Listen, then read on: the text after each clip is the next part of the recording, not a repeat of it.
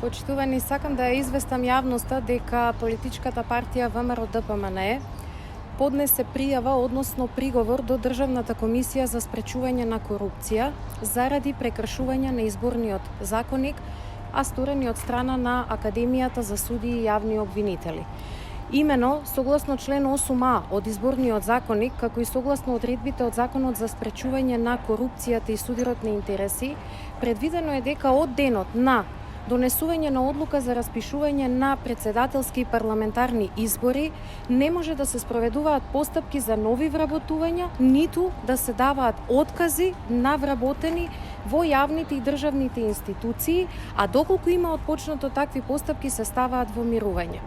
Сите сме сведоци во изминатиот период дека од страна на Академијата за судии и јавни обвинители беше објавен оглас за прием на нови 130 слушатели на Академијата, при што непосредно сега пред некој ден во месец март е донесена временска динамика од страна на Академијата за спроведување на приемниот испит.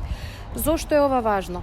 Заради тоа што приемот на слушателите на Академијата за судии и јавни обвинители подразбира дека стекнувањето на статус слушател значи вработување, односно заснување на работен однос со Академијата за судии и јавни обвинители со сите права и овластувања како што следуваат од еден работен однос.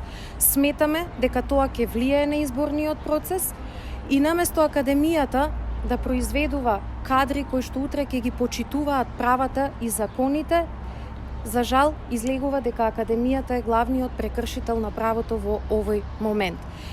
Ова што го поднесовме е пријава, односно приговор до Државната комисија за спречување на корупцијата, зашто сметаме дека е прв сериозен тест токму за интегритетот на новиот состав на ДКСК.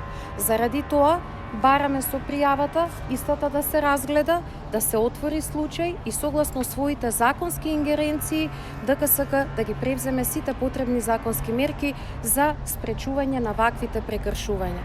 ВМРО-ДПМНЕ ќе ги следи овие прекршувања и за истите ќе ги извести секако и меѓународните организации кои што ги следат изборите, како што се ОПСЕ и ОДИХР. Благодарам.